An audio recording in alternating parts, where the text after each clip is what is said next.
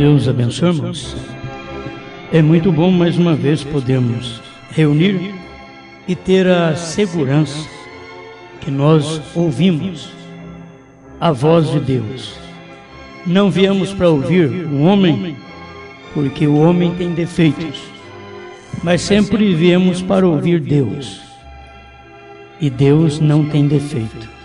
Então você pode ouvir e sair abençoado, ouvindo a voz de Deus. Amém? Apocalipse 15, versículo 3.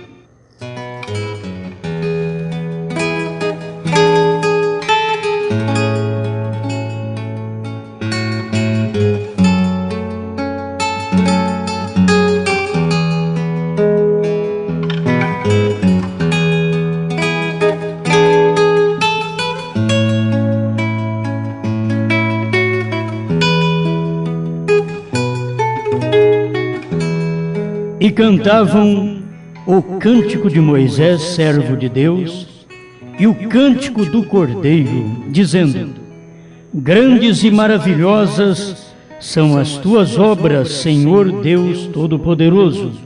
Justos e verdadeiros são os teus caminhos, ó Rei dos Santos.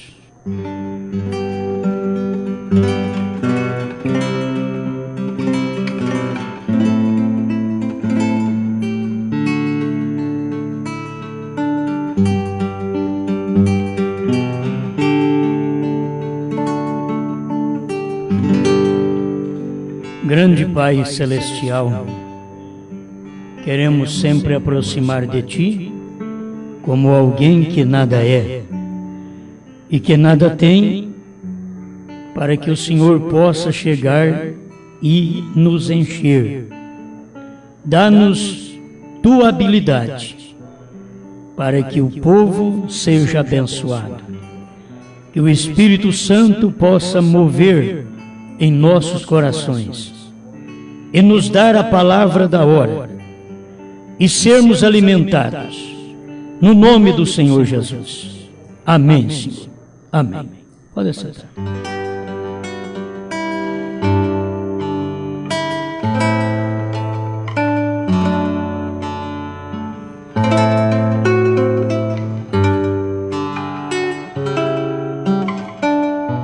Quem é o seu rei?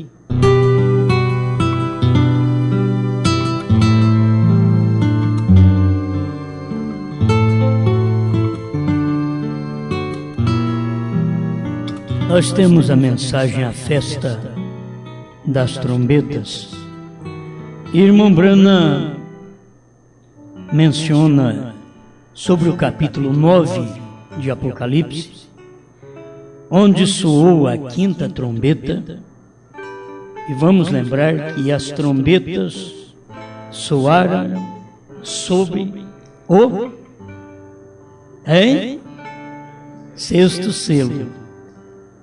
O sexto selo cumpriu um pouquinho antes do sétimo abrir, a vinda do Senhor. Vai sempre guardando isto, porque isto faz bem. Como a gente sabe que o quarto selo tem parte que vai cumprir na tribulação, o sexto também tem parte que vai cumprir na tribulação. Mas todos os demais selos estão cumpridos até o sétimo no nosso período. Quando a igreja for raptada, ali termina o mistério do sétimo selo. Quando ela for raptada, 232, a festa das trombetas. Creio que é isso mesmo, tá lembrado? 232. Então, quando ela for raptada, aí termina o mistério. Porque enquanto nós estivermos aqui na terra, nós estamos vivendo dentro do período do mistério do sétimo selo. O sétimo selo, o mistério dele não acaba, e não só no tempo do profeta. Ele só acaba quando nós sairmos daqui. Então a gente mesmo vai continuar sendo mistério. Por isso a terceira etapa é um mistério. Não diga a ninguém, é porque é um mistério.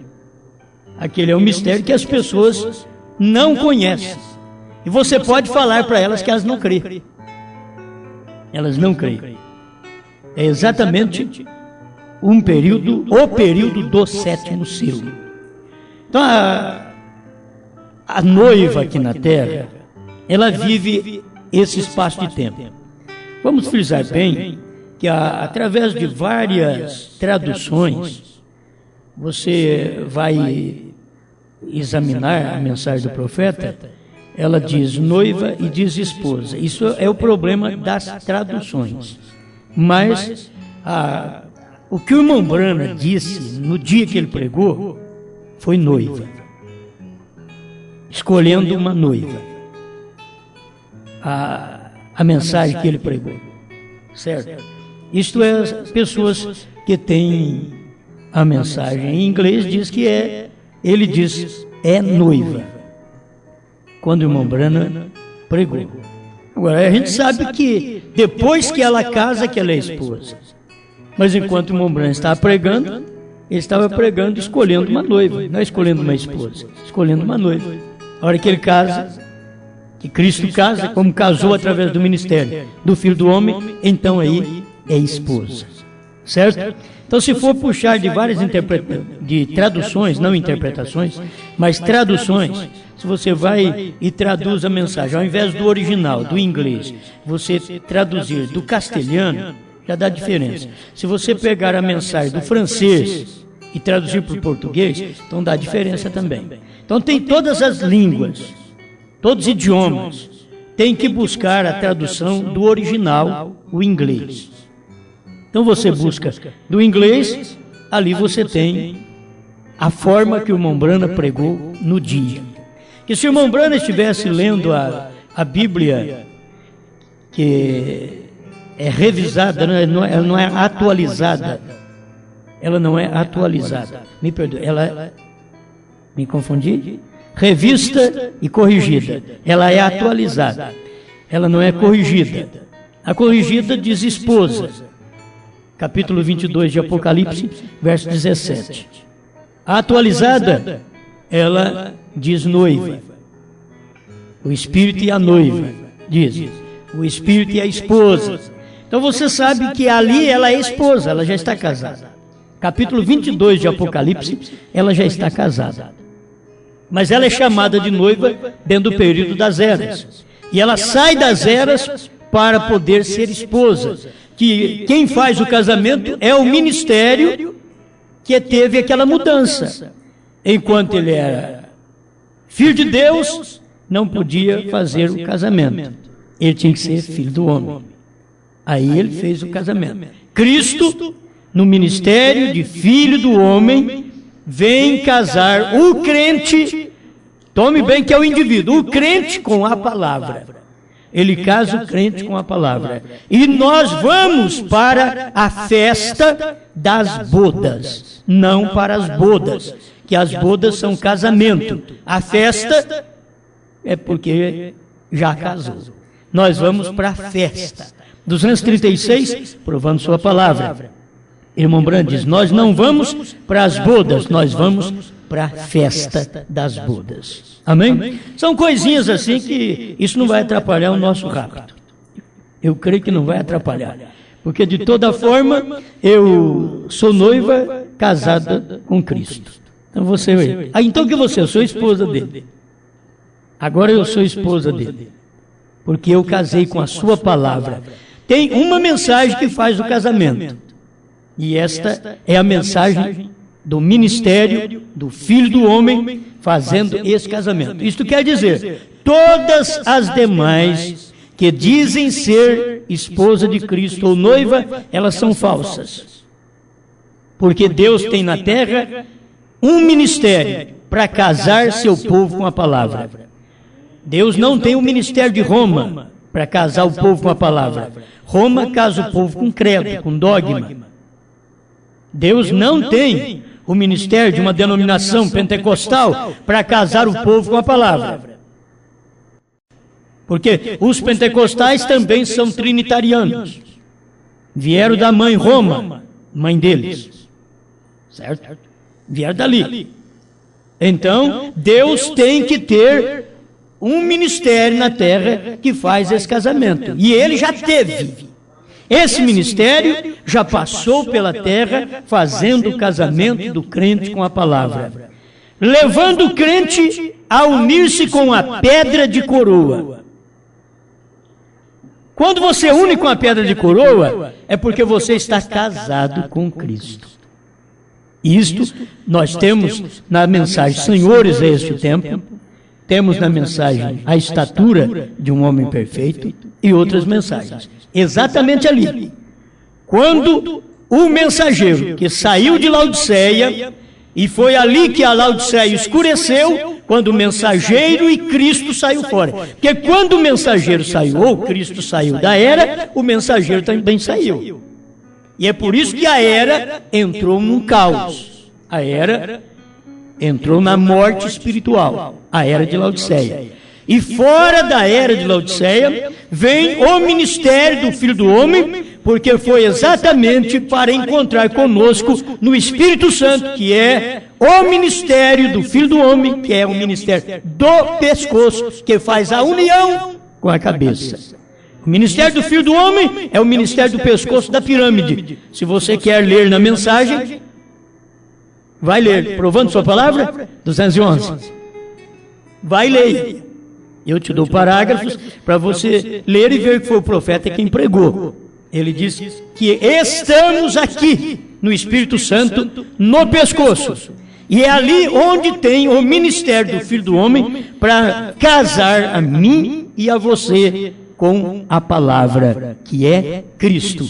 Agora, bom, gente, não é difícil entender quem é a esposa de Cristo. Porque o ministério do Filho do Homem veio casar você, que saiu de Laodiceia, que recebeu o ministério do Filho do Homem no Espírito Santo. Foi por isso que o profeta disse: o profeta da era é o Espírito Santo. William Branham não é o Espírito Santo. O profeta da era é o Espírito Santo. Mas o Espírito Santo estava num homem, num profeta. Amém? Então vocês estão entendendo. É ali onde ele fez o nosso casamento com a palavra. Agora, o que faz o nosso casamento? Você não pode casar com aquilo que você vê apenas. Não é o que você vê. É por isso que dá problema no casamento. Porque a gente casa com o que vê. Você casa com um corpo bem formado, depois ele murcha. Você casa com um rapazinho, o cabelinho cai na testa, depois ele fica careca. Então você casa com o que você vê. Mas se você pensar bem, você vai casar com o que você não vê também. Você tem que ter segurança disso. Ela vai envelhecer, ela vai enrugar, ele vai enrugar, ele vai ficar careca. Mas é marido dela do mesmo jeito. Certo? Com cabelo ou sem cabelo. É marido dela. Agora estamos falando do ser natural. E aí entra os problemas, porque quando você casa, você não conhece o gênio. Jesus não. Quando ele casa conosco, ele nos conhece. Para você ver que nós, os homens, ainda estamos bem fracos. Porque quando nós casamos, nós não conhecemos a moça. Nós casamos, não conhecemos o gênio dela, porque ela pode fazer tudo bem ali na sua presença, mas depois de casada ela pode fazer a coisa diferente. Agora, a esposa de Cristo não é assim. Jesus já olha não apenas o seu presente, o seu futuro. Ele não olha o que você faz, como você trata ele aqui. Tratar Jesus bem hoje é tratar Malaquias 4 bem. É tratar Apocalipse 10, de 1 a 7, bem. É tratar Apocalipse 10, 8 a 11, bem. Quem não trata bem, já está sabendo que é, e Jesus sabe o que eu sou. Porque eu estou tratando ele bem. O que Jesus é? A palavra. Qual palavra que ele é? Bom, toda a Bíblia é a palavra. Mas em cada época, ele foi a palavra do dia, a palavra da era. Qual palavra Jesus é hoje, a qual eu estou alimentando? Dando água, dando pão, dando manteiga, dando novilho cevado. Qual palavra? Quais versículos? Agora, se você dá novilho cevado para Santíssima Trindade, você está dando novilho cevado para Roma. Não é para Jesus. Você está enganado. Se você está dando bolo para a dualidade, que é dois lá no céu, um Jesus mais novo e um Jeová velho, você está dando bolo para coisa errada. Abraão não faz isso. O Abraão não engana. E se você for dar para Elohim primeira e segunda etapa do profeta, também você está enganado, porque ele não é a primeira e segunda etapa hoje. Ele é a terceira. Se você for dar a primeira e a segunda, ele vai dizer para nós: Osmar, esse bolo é de onde, filho? Eu quero novilho. Cadê o servo seu para matar o novilho e me dar a comida do dia?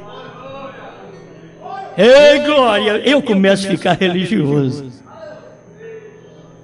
Davi deu uma olhada e disse: quem me dera tomar um gole de água fresca daquela cisterna que está junto a Belém. 3 valentes dele só escutou o desejo do rei. Diz: vamos lá. Catou um balde, sacou da espada, e em volta da fonte estava cheio de filisteus, homens grandes, renomados. E eles disseram: vamos buscar água para o nosso rei. É o desejo dele e eu vou cumprir com o desejo dele. Eu vou buscar água para o rei. Davi é o meu rei, vou buscar água para ele. Como isso é bom! E eles em 3 foram lá. Isso é provável, meu irmão. Enquanto 2 lutavam, um ia com o balde e com a espada na mão, lutando também. Vai lá, pega a água e vamos levar água para o rei Davi. Mas é muita coragem sua levar água para o rei Davi, sendo que ele foi desprezado pelo seu próprio filho Absalão. Como você tem coragem ainda de levar água para ele? O povo está ao lado do filho Absalão. Mas o homem ungido do dia era Davi. O povo hoje está ao lado de Absalão. Mas o ungido do dia é a terceira etapa.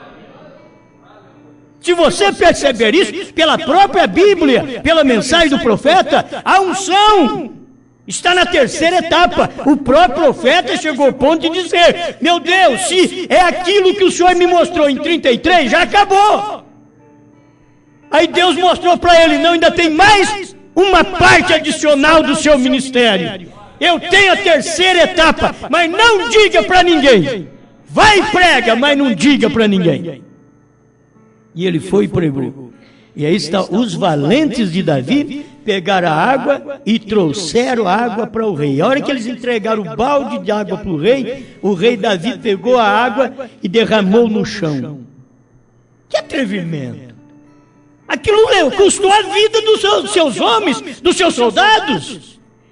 Mas ele tinha uma mensagem, Davi tinha uma mensagem acima dos soldados. Ele diz: de maneira alguma eu beberia o sangue desses homens. Ele sabia, isso daqui foi o sangue deles. Eles porque são homens de guerra, eles não são de vai e vem não. Eles não são trocados por vento de denominação, de companheirismo, disso e daquilo, só de bater nos ombros, tirar cisquinho do paletó dos outros. Esses 3 homens são diferentes. Eles me trouxeram água e era para eles morrer, porque 3 homens não podem vencer aqueles filisteus. Eu já estou destronado lá do trono de Jerusalém. O meu filho tomou conta, o Absalão tomou conta. Mas eu ainda tenho 3 homens aqui. Eu tenho valente gentil. É isso que Jesus tem. É isso que as eras da igreja deram para Jesus. Jesus tem valente gentil. Ele foi destronado dos judeus. Os judeus não aceitaram ele como rei. E ele era rei. Mas eles não aceitaram, porque antes dele ser rei, primeiro ele veio chorando como menino, primeiro ele veio morrendo, primeiro ele veio dando a vida, primeiro ele veio comprar. E eles olharam e disseram: não, ele não é nosso rei. E nós, os gentios, dissemos: ele é nosso rei. Quem é o seu rei? Os judeus rejeitaram, mas você tem seu rei. Quem é o seu rei? O rei rejeitado. Ele foi rejeitado pelos fariseus, pelos saduceus, ele foi rejeitado pelos judeus, ele foi rejeitado pelo seu próprio povo. Deixou Jerusalém chorando. Você já pensou bem Deus chorando? Chorou, subiu o Monte das Oliveiras, olhou para Jerusalém e chorou. Um rei destronado. Mas o ladrão da cruz. Isso é bonito, gente. Isso emociona qualquer pecador. O ladrão da cruz. Por que que o Anás não viu? Por quê? Por que que precisou um ladrão? Tem hora que você diz: mas ô malvado ladrão. Irmãos, Deus precisava de um ladrão. Um ladrão naquele dia, para poder mostrar para o Anás, seu barbudo: vocês têm usado muitas tradições de Moisés. Vocês têm direito em lavar o copo e o prato.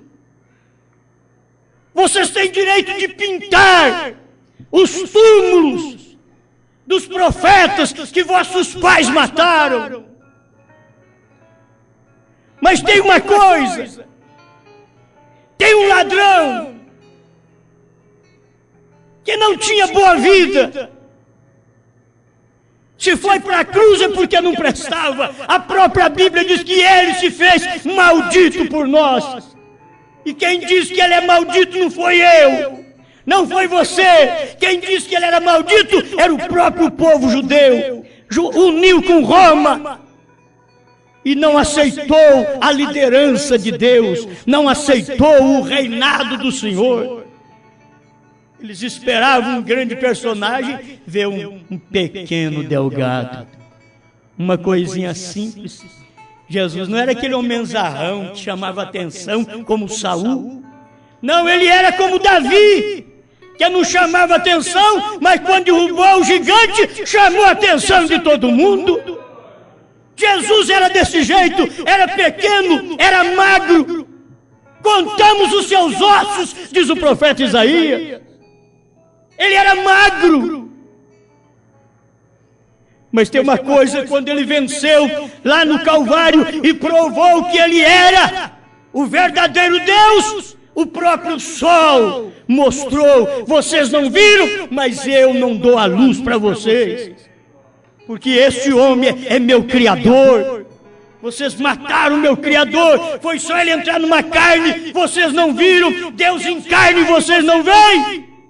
O irmão Brana diz que os próprios anjos que estavam naqueles arbustos, naquelas árvores, perto da cruz, dizia: faça-nos um aceno, mestre.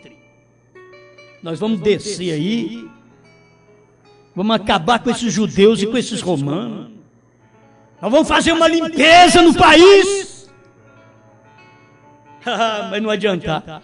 Jesus não deu um sinal de não é assim que se faz, não. Espera lá, eu estou comprando um povo. Eu não posso te dar sinal. Tem um povo que vale mais do que eu dar um sinal para anjos. Porque vocês, anjos, vocês não estão perdidos. Os que estão perdidos são os que estão me acusando. Os que estão perdidos são os caídos. Esse é o rei caído que acusa. Ele é rei, mas caído. É estrela caída do céu, como caísse do céu, ó estrela d'alva, filha da manhã. Caiu, é Lúcifer. Caiu, mas se tornou rei também aqui na terra. Tem o seu reinado, tem o seu domínio. Vamos voltar ali. Volta para a cruz um pouquinho e você vê um ladrão identificando o homem do meio. Não vai para a direita nem para a esquerda, não. Vai para o homem do meio. Quando o ladrão deu uma olhada e diz: lembra-te de mim quando entrares no teu reino. Os outros dizem que o senhor é malfeitor.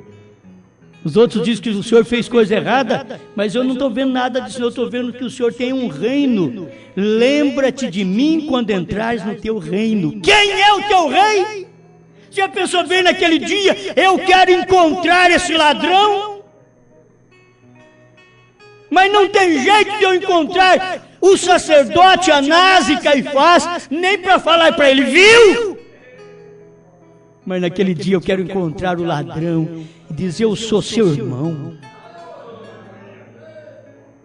E ainda bem que você foi crucificado ao lado dele, e eu também. Não sou melhor do que você. Não importa que eu nunca roubei, eu nunca fumei, eu nunca fiz coisas erradas aí no mundo. Sou ladrão do mesmo jeito. O próprio profeta diz: eu roubo o tempo de Deus. Se eu não roubo coisas, mas eu roubo o tempo de Deus. O tempo que talvez eu tenha que dar para Deus, não dou. Agora um homem que ia para o mato e orava 3 dias, roubava tempo de Deus. Eu não sei nem que tipo de ladrão eu sou. Se ele roubava de Deus, orando 3 dias, depois voltava para casa, leia uma libertação total para você ver lá para o fim, e diz: Senhor, nós não fazemos nada. Tinha orado 3 dias. Nós não oramos 3 minutos. Já cai na cama de barriga para o ar. Obrigado, Senhor. Pá! Aleluia. Vê? Que coisa tremenda. Mas nessa era, meus irmãos, eu te garanto que quem não ora, não ora. Agora você vai puxar. Não adianta você. Eu conheço gente que ora, não sabe nem o nome do Pai. Outros ora, não sabe nem que o Cordeiro saiu do trono. Ora, não sabe nem que o livro foi aberto. Lê a Bíblia. A mesma Bíblia que eu leio, eles lêem. O anjo forte desceu do céu com o livrinho aberto. Isso quer dizer, o anjo forte saiu do trono. Ele era o cordeiro e agora não é mais. Ele é anjo forte e saiu do trono. Está descendo com o livro na mão.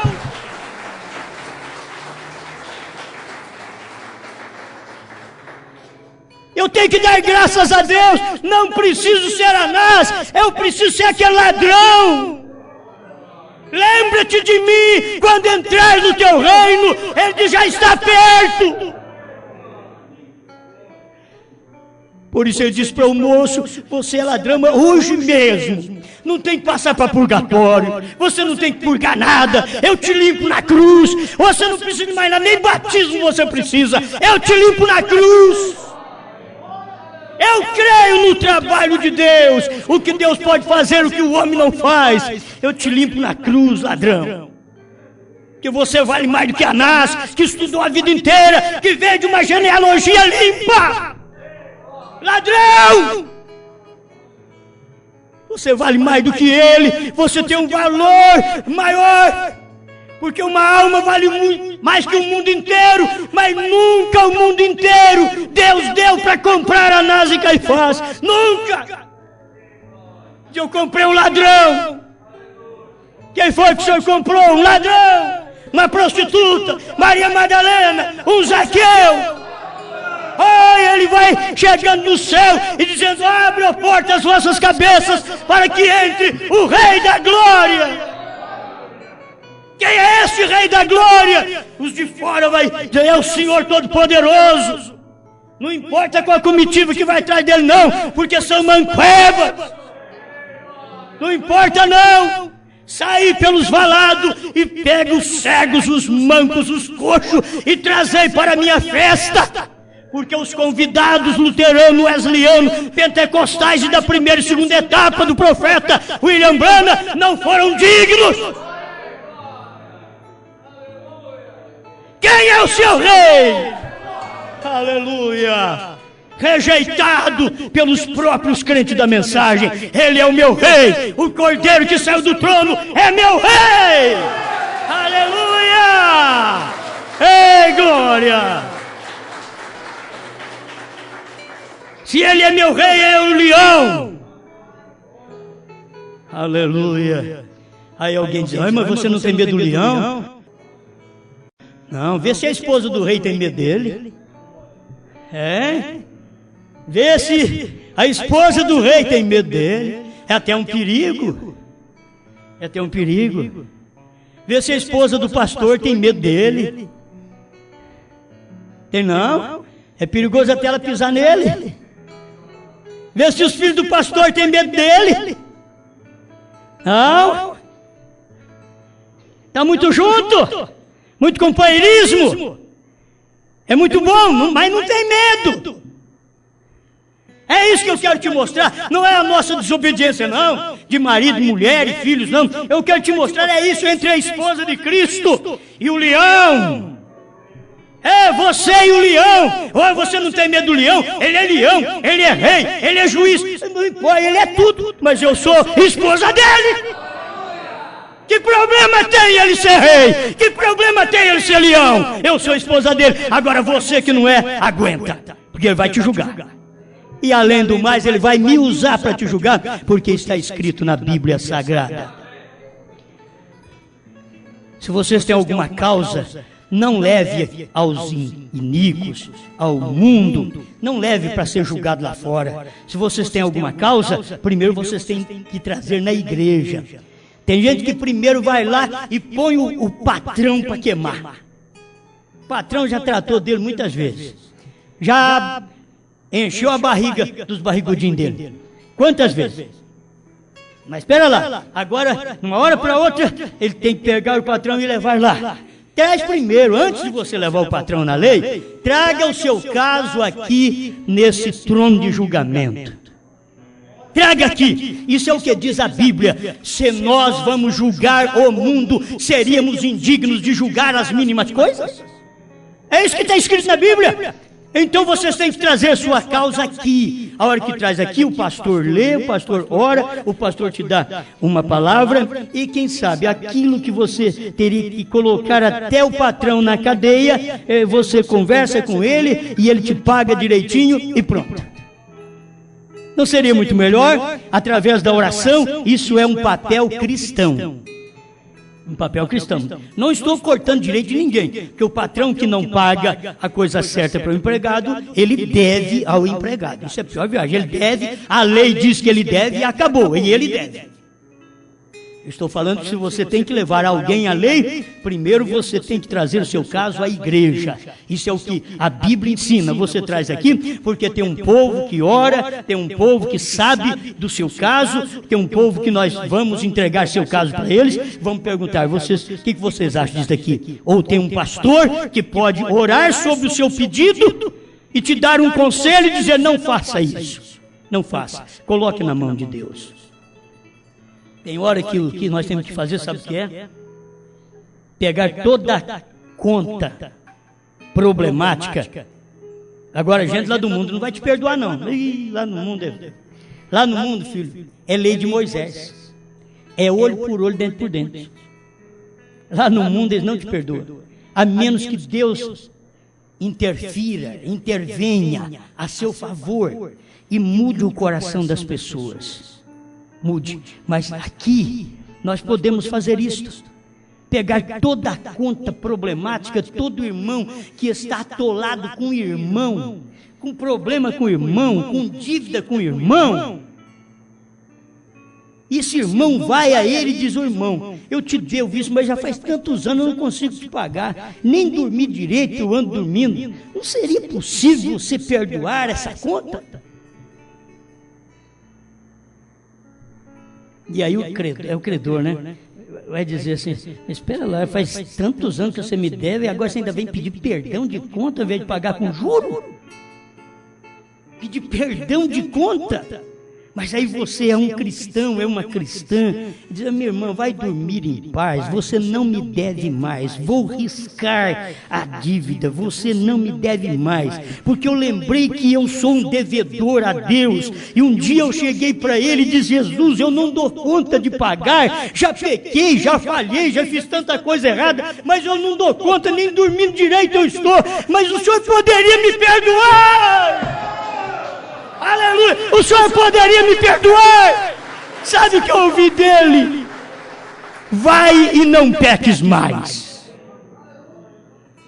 Em outras palavras, vai e cria juízo, não faz muita conta. Certo? Faz isso! Amém? Olha a chance que nós estamos dando. Estamos perto do rapto. Se alguém está devendo para mim ou para você, vamos perdoar a conta? Eu lembro que eu fiz isso no aniversário meu, há anos atrás. Diz: vamos perdoar. E depois você começa a fazer conta naquele mesmo lugar. Faz esse banco aí, perdoa. Esse perdoa. Amém. Amém. Quem é o seu rei? Você sabe quando soou a quinta trombeta? Irmão Brana mostra aqui nessa mensagem a festa das trombetas. Devo ter tudo marcado aqui. Ele tinha um rei, era uma estrela caída. 184. Agora, quem tinha um rei? Eles rejeitaram, os judeus rejeitaram o Rei dos Reis. Há 2000 anos atrás, rejeitaram Jesus Cristo como rei. Mas agora, na quinta trombeta, os judeus tinham um rei sobre eles. Aquele rei que liderou Eichmann, Hitler, Mussolini e Stalin. Tinha um rei que liderou aqueles homens. E os judeus rejeitaram o rei lá atrás, Jesus Cristo, e agora eles tinham um rei que era uma estrela caída. Rejeitaram o próprio Deus como rei e disseram: não queremos que ele reine, que ele governe sobre nós, não queremos.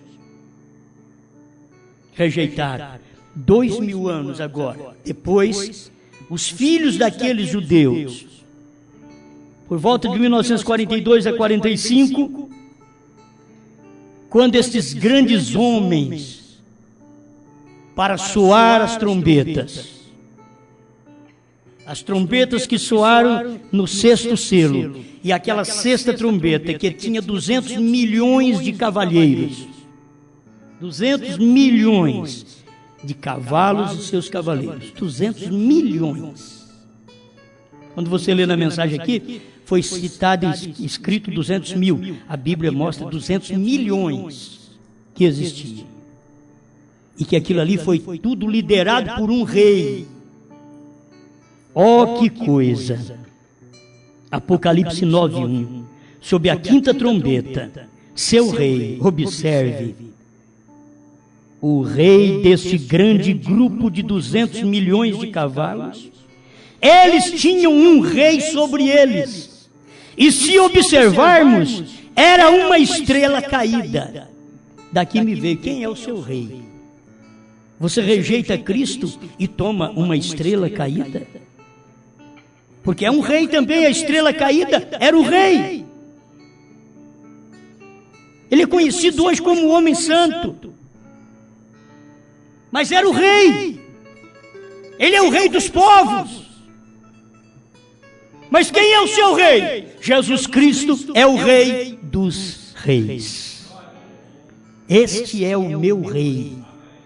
Mas aqui na quinta trombeta estava um rei, eles tinham um rei. Está aqui, Apocalipse capítulo 9, versículo 1. O quinto anjo tocou a sua trombeta e vi uma estrela que do céu caía na terra, e foi-lhe dada a chave do poço do abismo. E foi exatamente nesse tempo que foi dito: Estes escorpiões não são para picar as árvores. Esses gafanhotos não são para picar as árvores. Esta serpente, eles tinham ferrões como um escorpião, mas não era para picar árvores, mas era para ferir os homens que não tinham o selo de Deus. Agora, irmão, eu sempre pensei que ia chegar uma hora assim de aparecer escorpiões para todo lado assim, e que dava ferroada nas mulheres, e elas já ficavam sofrendo aquela dor. E o profeta mesmo diz assim que vai vir uns aí que eles têm dente de leão e cabelo de mulher. E a Bíblia que fala sobre isso. Irmão Brando fala assim, para picar as mulheres que cortam o cabelo. E aí, irmã? Para picar a gente até da terceira etapa? Hein, mocinhas? Aquelas que são iludidas, que são levadas ao cabeleireiro, e chegando lá, eles têm toda a lábia, ou elas também têm toda a lábia, e diz, olha, só creme no seu cabelo não vai dar, seu cabelo é tão bonito, o que falta para melhorar o seu cabelo é cortá-lo, acertar as pontas. Se você acertar, pronto, aí uma estrela caída pregou para você, você foi lá e aceitou. Só está faltando esse escorpião te picar. Para começar, você já foi picada. É mocinhas, são senhoras, principalmente aquelas que não conseguem arrumar o seu cabelo em casa, não tem muita habilidade para isso, e precisa. E ser mulher é uma preocupação. Como é bom nós os homens, né, pai? Nós aqui, né? E tem homem também que vai no cabeleireiro, e precisa de cabeleireiro para fazer de tudo. Ele vai manicure, pedicure. Então, nós temos que arrumar nossa esposa para fazer o manicure e pedicure em casa. Mas que coisa, as pessoas não estão percebendo isto, elas estão sendo picadas. Ali tinha um rei que dominava esses homens. Tinha um rei por detrás de tudo aquilo que dominava, ficou quieto. E era a igreja que ficou quieta e não barrou Hitler. Deixou com que Hitler cumprisse o desígnio dela. E ele foi malvado contra os judeus, mas ele tinha que fazer aquilo, tinha a Bíblia para cumprir. E quando tem Bíblia para cumprir, Deus tem ímpio na terra para cumprir Bíblia. Quanto mais crente, Deus tem até ímpio. Ele teve um Nabucodonosor para cumprir Bíblia. Deus precisava de um rei ruim, de um rei que escravizasse Israel. Ele encontrou Nabucodonosor, diz, é isso mesmo. Esse aqui, ele foi usado para isso. Deus precisava de um faraó. E lá no Egito foi onde arrumou um faraó forte contra Israel. Deus precisava, e ainda diz em Romanos 9, foi para mostrar o meu poder. Ele precisava desses homens. Agora, por favor, uma mulher cortando o cabelo, sabendo que a Bíblia diz que o cabelo foi dado em lugar de véu, ela não tem que pôr mais nada em cima do cabelo, senão se torna um chapéu. O cabelo foi dado em lugar de véu. Leia a história completa. Eles leem até o versículo 6 do capítulo 11 de 1 Coríntios, e ali Paulo diz que a mulher tem que usar véu. Mas se prosseguisse até o final da história, já saberia que não precisava, porque o cabelo foi dado em lugar de véu. Onde ela for, o cabelo foi dado em lugar de véu. Mas ela deixa uma cabeleireira ou um cabeleireiro onde ela não deveria ir, num cabeleireiro. Ela deveria aprender a ir numa cabeleireira e nunca ser dominada pelo espírito feminino também. Tem a palavra de Deus. Quem é o seu rei? Cabeleireiro, cabeleireira, ou Jesus Cristo, ou a palavra, ou Deus? Quem é o seu rei? São os programas perniciosos? Ou a Bíblia? Ou a palavra de Deus? Quem é o seu rei? Amém.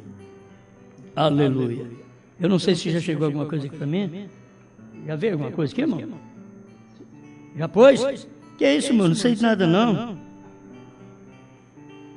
Meus irmãos, então não tem tempo de mais nada. Quem é o seu rei? Quem é o seu rei no seu emprego? Quem é o seu rei na sua casa? Quem é o seu rei? Quem é aquele que te domina? É Deus? Ah, Ele faz de nós dóceis. Todo crente dominado por Deus, ele é dócil. Ele não é doce, não. Dócil. Ele vive uma vida amável, gostosa, satisfeita. Todo mundo gosta dele. Todo mundo gostava de Jesus. Todo mundo gostava de Jesus.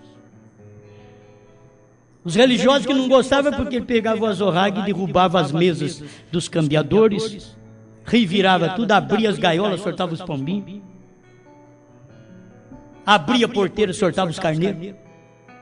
Ele fez isso, porque eles faziam essas coisas dentro da igreja, vendendo sacrifício dentro da igreja, fazendo da casa de Deus um comércio. Ele teve que ir lá, ralhar com eles, revirar suas mesas. Naquele dia, todo mundo olhava e dizia: o nosso sacerdote nunca fez isso. Nosso sacerdote que é dócil. Nosso sacerdote que é bom, que é amável. Você viu o que diz esse homem? Diz que é filho de Deus. Ah, filho de Deus o quê? Você viu? Revirou nossas mesas. Cadê meus cordeiros? Sumiu tudo. Cadê meus pombinhos de sacrifício que eu ia vender, ganhar pão? Cadê? Ele veio, soltou, abriu a gaiola e diz: não façais da casa de meu pai covil de salteadores.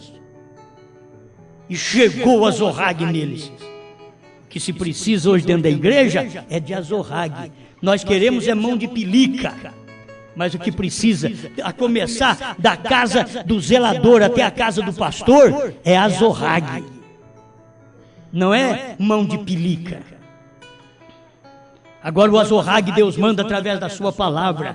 Quando você escuta a mensagem, sente o bater do azorrague. Sente, vai para casa e diz: muito obrigado, Senhor, apanhei porque sou filha. Apanhei porque sou filho. Porque qual filho que o pai não corrija? Se não tem correção, Hebreus 12 diz: é porque não sois filhos, sois bastardos e não filhos. Mas o filho é corrigido. O filho tem que ter uma mãe que corrige, que mostra o caminho. Olha essa roupinha transparente. Olha mostrando o seu seio, mostrando suas pernas. Olha o seu corpo sensual. Tem que ter mãe para isso. Ou a mãe também vem lá de trás. Olha que puxa a corrente para ver de onde a mãe vem de Jezabel. Puxa da filha Jezabel. O que é isso? Vai puxar a corrente aí, vem de Herodias. Aí você começa a puxar, vamos puxar da filha, vem de Salomé. Espera lá. Puxa a corrente de um homem aí para ver de onde ele veio, qual a sua descendência, de onde você veio. Vê se sai lá de Abraão, vai puxando até da Abraão. Mas a hora que chega ao invés da Abraão, é Balaão. Foi puxando, ao invés de dar Abraão, deu Balaão. Não, vamos ver certinho. É Deus doutrinando, ensinando, colocando nós no lugar. Nós precisamos disso. Quem é o seu rei? O rei dos judeus foi rejeitado e nós aceitamos. Os gentios aceitaram o rei dos judeus. Hoje ele é nosso rei. Agora, quando ele vem na última era, ele deixa de ser cordeiro para ser leão, que é rei. Os próprios da mensagem dizem: não, ele não pode deixar de ser cordeiro, não. Ele é intercessor, por certo. Você quer que ele fique lá a vida inteira, quando ele já terminou o trabalho, e ele tem que mudar de trono, ele tem que tomar o livro, ele tem que abrir esse livro, ele tem que descer com o livro aberto. E para fazer isso ele não pode ser cordeiro, tem que ser leão. Como cordeiro ele abriu o livro durante as eras. Mas o livro aberto durante as eras, ninguém podia nem olhar para ele. Mas quando chegou em Apocalipse 10, ele desceu, ele converteu em leão e abriu o livro. E agora não é livro cerrado, mas é livro aberto. Quem é o seu rei? Jesus Cristo. A palavra da hora, terceira etapa. O cordeiro que saiu do trono e converteu em leão, ele é rei. Obrigado, Senhor, em nome de Jesus Cristo, o nosso Rei. Amém, Senhor. Amém.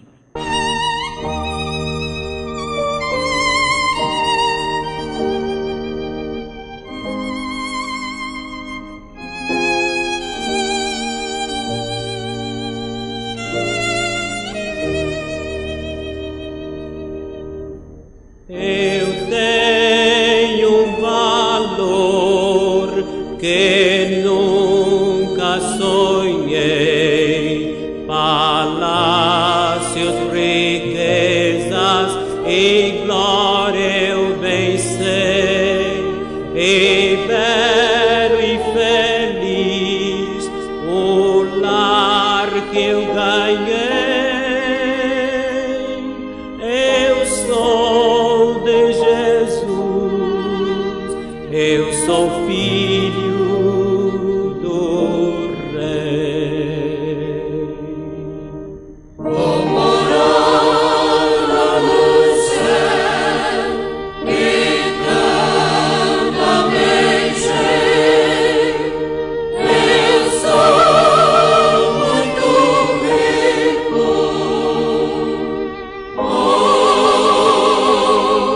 Sou filho do O mundo não tem riqueza maior, prazeres humanos eu já desprezei. O gozo real só Deus pode dar. Eu sou de Jesus, eu sou filho do Rei. Vou morar lá no céu e também sei, eu sou muito rico. Sou filho do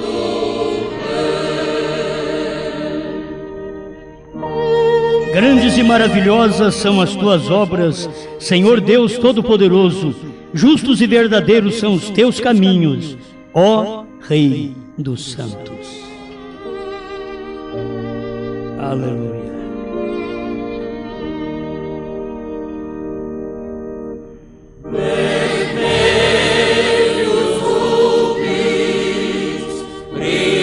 brilhantes sem par, de mãos adivosas, agora ganhei.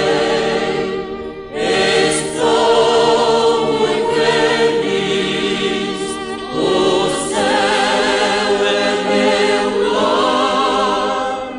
Eu sou de Jesus, eu sou filho do Rei. Vou morar lá no céu, que tanto almejei.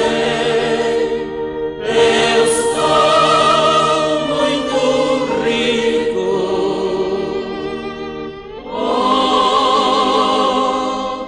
Sou filho do Rei. Amém. Você é filho do Rei? E Ele é Rei dos santos. Ele não é Rei dos sujos. Ele não é Rei dos imundos. Ele é Rei dos santos. Santos são separados para o trabalho de Deus. Ele é o seu Rei. Amém? Através da terceira etapa, com essa mensagem que Ele trouxe para nós, através do sétimo anjo, para esclarecer estas verdades. Ele é o nosso Rei. Rei dos santos. Amém. Amém. Paz, saúde, felicidade, na palavra do pastor Osmar Rodrigues Costa. Fé para vencer.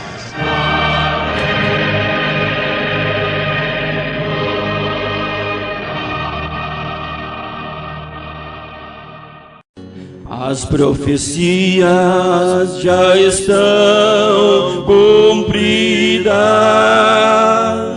Ela nos diz que o Filho do Homem veio já.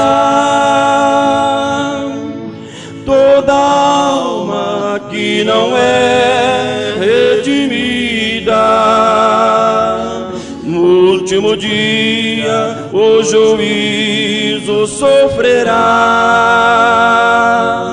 Mas para todos que fomos reclamados, esse dia glorioso é já.